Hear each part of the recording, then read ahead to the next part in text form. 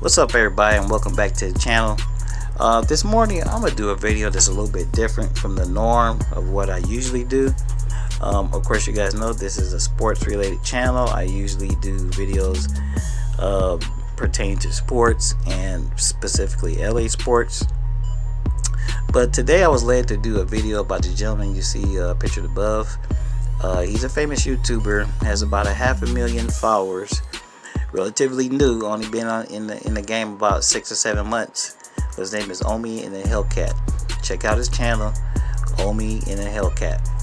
Anyhow, what led me to his channel is at one time I was interested in purchasing a Hellcat or a Dodge Charger, or something along those lines, and some kind of way, how you're just on YouTube and you kind of end up certain places. And so I ended up on Omi's page, and ironically, the first video I saw of his, and I instantly shared it with a friend of mine, he was out buying property. And the reason why that intrigued me is you usually don't see young brothers. Omi is actually mixed Puerto Rican and Dominican, but you just usually don't see young minorities out mobbing around buying property. I mean, a lot of people talk about stuff and flash and fake and stuff, but he was out there doing it. He was out buying property. He had a couple agents, real estate agents with him, and they were all kissing his ass because they know the man is rich and kind of catering to his needs. And I thought it was cool because like I said, you just don't see that too often. A young person of color out here moving and shaking like that, and it was intriguing to me. And later on it came to be, for me, inspirational. YouTubers like Omi and the Hellcat, Tall Guys Car Reviews, Mr. Organic, they do a lot of things that a lot of other YouTubers do.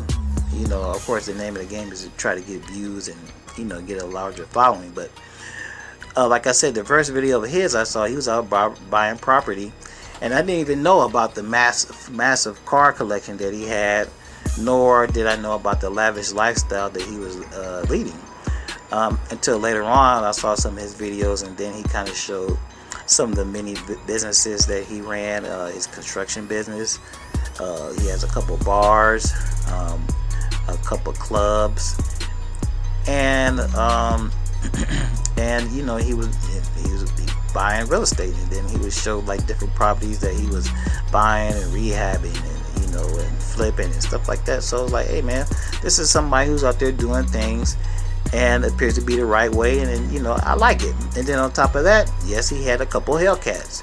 He had about 3 or 4 Lamborghinis, several Mercedes, Bentleys,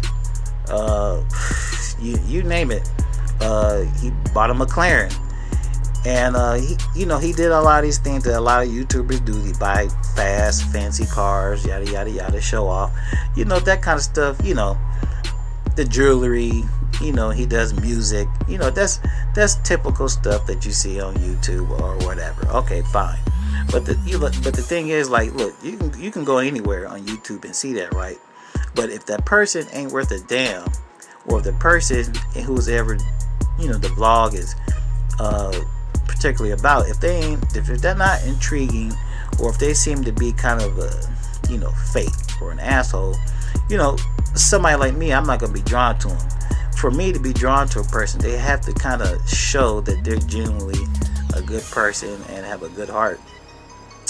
And in between him buying the cars and all this other kind of stuff, he would always do motivational speaking.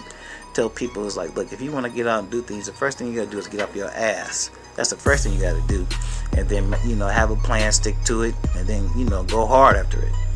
And that's what he did. That's what he showcased on his videos and his vlogs. At first he never did really reveal how he made his fortune. He just would say he was an app developer. Well, now the news has kind of came out that he ran a IPTV service, which is kind of like an online, online cable network, and his net worth was close to $50 million. This is how he made his money, and was able to finance his lavish lifestyle. Now, some people would say, oh man, look, he's got to be a dope dealer, he's got to be this, he got to be that. And I'm like, nah, I don't think so, because you have to be an absolute fool to be a dope dealer, and you know, to be flashy like that, and so, you know, and be on YouTube. Come on now, that's only a fool, FOOLLL would do something like that. But anyhow, nah, he wasn't dirty like that in that respect, but you know, he was making his money, and you know, it's not for me to say, you know, he'll have his day in court or whatever. But anyhow, like I said, he dropped a video about a week ago saying that the FBI raided him, and all his property and cars and money were taken by the FBI, and because of tax evasion and maybe money laundering. Now, it's a sad case. He has a lot of fans, has a huge following, and of course he has a share of haters, so they're gonna say what they gotta say. But I'm not one of them.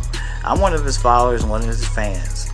I have a small channel. I'm not monetized, and I'm not going to be monetized for anytime soon, so I'm not making any money off of this. But I just thought it was an interesting story, and I just wanted to bring the story to you guys, not to gloat about somebody's downfall, because I don't think he's going to stay down for long. I think he's going to come back.